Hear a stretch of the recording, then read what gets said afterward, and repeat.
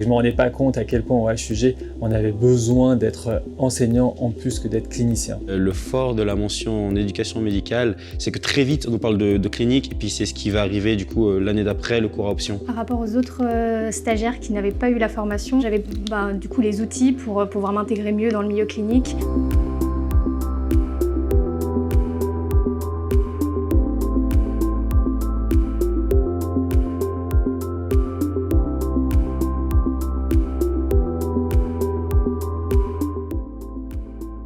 Nous sommes ravis de vous présenter la mention en éducation médicale, qui est un nouveau programme de la Faculté de médecine.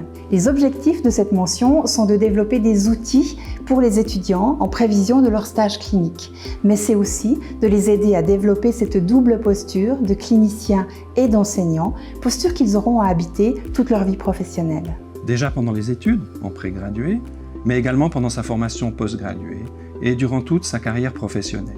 Apprendre, c'est aussi apprendre à apprendre, pour soi-même, pour devenir encore plus efficace dans son propre apprentissage. C'est aussi transmettre des informations, mais aussi coacher, aider, superviser, non seulement les personnes plus jeunes autour de soi, mais également ses propres pairs. Et cela aussi, cela s'apprend. Apprendre à être médecin passe bien entendu par des cours, des séminaires, des tutoriaux, mais apprendre sur le terrain est un élément déterminant dans la formation. C'est possible grâce à des cliniciens enseignants qui vont transformer chaque activité clinique en opportunité d'enseignement pour améliorer les compétences. Et c'est le cas aux urgences pédiatriques où je fais face à une grande diversité de situations cliniques qui sont autant d'opportunités d'enseignement pour mes stagiaires et mes internes. Quand j'étais étudiant de 4e année et que je suivais les cours de pédagogie médicale, je ne me rendais pas compte à quel point ça allait être utile pour moi. Or, en milieu hospitalier, c'est clair qu'on est continuellement et clinicien et éducateur.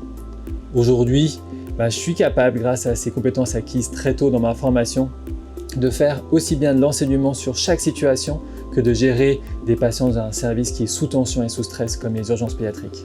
On a longtemps cru qu'il suffisait d'être bon en clinique pour être un bon ou une bonne superviseur.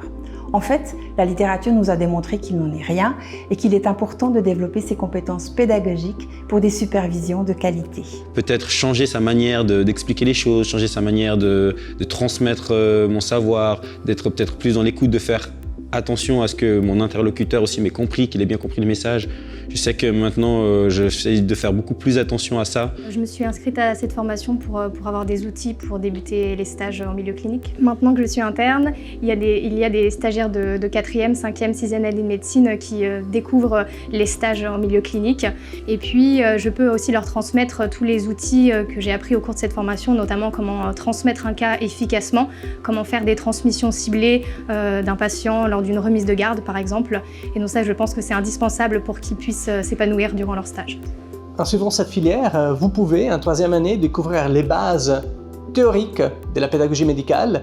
En 4e et 5e année, être impliqué en tant qu'enseignant-enseignante et tuteur-tutrice dans le cours à option des compétences pédagogiques.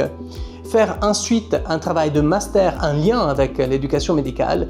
Et finalement, en 6e année, participer à des stages avec une tente pédagogique médicale. Nous nous réjouissons de vous accueillir. Pour plus d'informations, vous pouvez visiter notre site internet ou nous contacter directement. À bientôt!